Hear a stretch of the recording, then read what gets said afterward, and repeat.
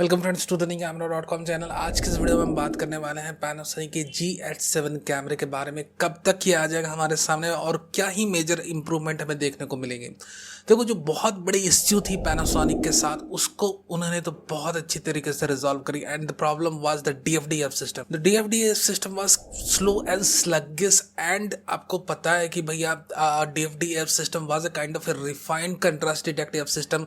Of course उन्होंने DFDF system यानी depth from defocus के लिए एक डेडिकेटेड हार्डवेयर डेवलप करा था। विद द टाइम वो इम्प्रूव भी कर रहा था, but the improvement was not that much satisfactory. और पैनासोनिक के जो खुद के यूजर्स थे या जो कनेक्ट नहीं हो पा रहे थे, द रीज़न ओनली कि यहाँ पर ऑटो फोकसिंग परफॉर्मेंस इन कैमरोज की उतनी टॉप ऑफ द क्लास नहीं मिल पा रही थी यूजर्स को। So finally after very very long wait, I am going to say कि काफ़ी ज़्यादा वेट करना पड़ा हमें इसके लिए, but finally we have seen one of the first Panasonic cameras with the hybrid CMOS AF sensor that the S5 and the S5X Mark II।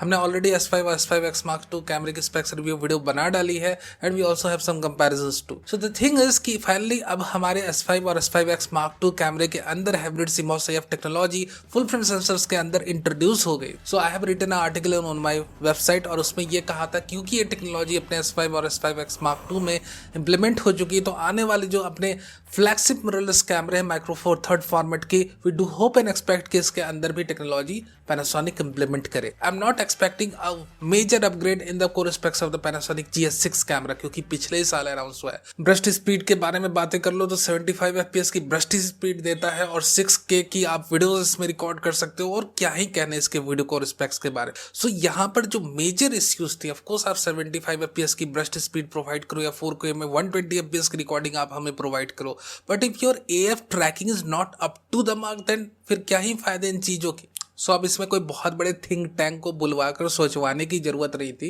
ये simple सी बात है कि उन्होंने एक full frame CMOS sensor develop कर लिया है, hybrid CMOS AF points को फैब्रिकेट कर दिया है, तो नेचुरल सी बात है आने वाले फ्लैगशिप अपने GH सीरीज के कैमरे हैं जैसे, उसमें भी आएगी अब हाइब्रिड CMOS सेंसर। और धीरे धीरे इंट्री लेवल रेंज अगर वो एक्टिव रखते, although it's look like they are deactivating their entry level lineup like Fuji, क्योंकि ऑफकोर्स उतनी उनकी सेल नहीं हो पा रही थी ड्यू टू द DFDF सिस्टम। The G100 was a big failure. तो अब मुझे ये उम्मीद है जगह कि भैया at least hybrid CMOS AF technology अब इनके अंदर इंट्रोड्यूस हुई है, तो सिर्फ अपने GH सीरीज नहीं रिवाइव होगी, इंट्री लेवल रेंज भी इनकी रिवाइव हो जाएगी। The people will going to love it. Now अब से 7 दिन पहले जब मैं वीडियो बना रहा हूँ, द इमेजिन बिजनेस यूनिट के जो डायरेक्टर हैं मिस्टर सैन, उनका इंटरव्यू पब्लिश हुआ अपने सिनीडे वेबसाइट में।